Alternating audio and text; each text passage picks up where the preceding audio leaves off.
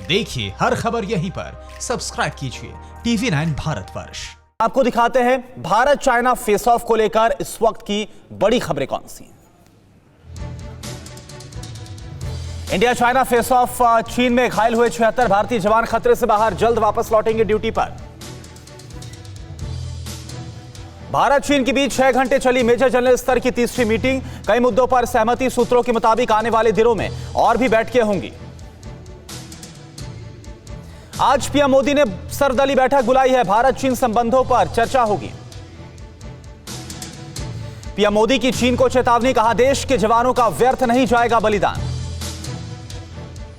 चीन से जारी तनाव के बीच मोदी सरकार का BSNL और MTNL को आदेश, 4G के लिए चीनी उपकरणों के इस्तेमाल पर रोक लगाई जाए। अब चीन की अर्थव्यवस्था पर होगा सीधा अटैक, पीएम मोदी ने कहा जिसका करते हैं आयात उसका करेंगे निर्यात। भारत चीन विवाद पर रक्षा मंत्री राजनाथ सिंह 3 दिन में तीसरी बड़ी बैठक कर रहे हैं। बैठक में CDS और तीनों सेना प्रमुख शामिल हुए।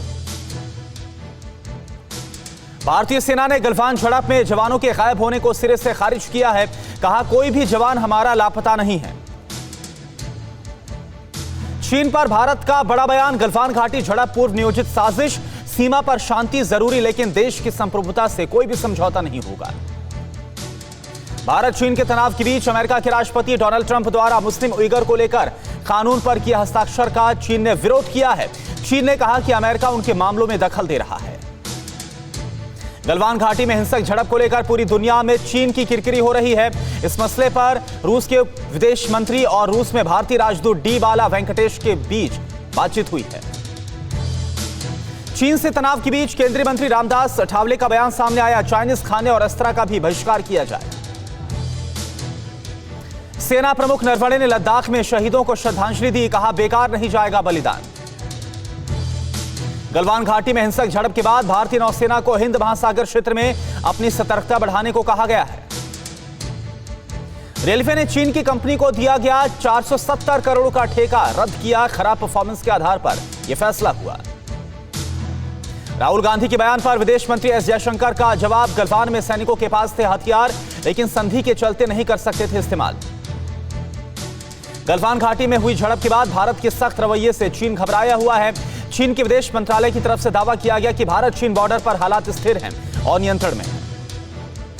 लेह लद्दाख के नेशनल हाईवे पर आर्टिलरी व्हीकल दिखने लगे हैं। हाईवे पर तोपे ले जाती सैन्य गाड़ियां देखी जा सकती हैं, जो इस बात को दिखाता है कि भारतीय सेना हर परिस्थिति के लिए पूरी तरह से तैयार है। चीन सीमा पर शहीद हुए बिहार के सुनील कुमार को दी गई अंतिम विदाई, तो तेलंगाना में शहीद कर्नल बी संतोष बाबू की अंतिम यात्रा में उमड़ा जनसैलाब। आरएसएस के वरिष्ठ नेता इंद्रेश कुमार ने कहा कि चीन ने जैविक हथियार तैयार कर इस बात के सबूत दिए कि वो दुनिया में तबाही मचाना चाहता है। अखिल भारतीय व्यापारी संघ ने सेलिब्रिटी को खुला पत्र लिखकर आग्रह किया कि वो भी चीनी सामानों के बहिष्कार के अभियान में जुटे और चीनी ब्रांड के विज्ञापन को ना करें। पटना में गधे पर चीन के राष्ट्रपति शी जिनपिंग की फोटो लगाकर मुर्दाबाद के नारे लगाए गए। कानपुर में चीनी राष्ट्रपति की अर्थी निकाली गई और आग लगाकर उसे नाले में प्रवाह किया गया। भारत चीन तनाव के बीच पाकिस्तान की तीनों सेनाओं के प्रमुख ISI हेडक्वार्टर पहुंचे। कश्मीर और LOC पर इंटेलिजेंस इनपुट लिया गया।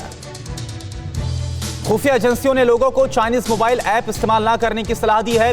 खुफिया एजेंसियों ने कहा कि चाइनीज मोबाइल ऐप सुरक्षा और प्राइवेसी के नजरिए से ठीक नहीं है। अमेरिकी थिंक टैंक हडसन इंस्टीट्यूट ने कहा है कि चीन का एकमात्र टारगेट साउथ एशिया में भारत की चुनौती को कम करना है और साथ ही अमेरिका के साथ भारत के मजबूत होते रिश्तों को रोकना है।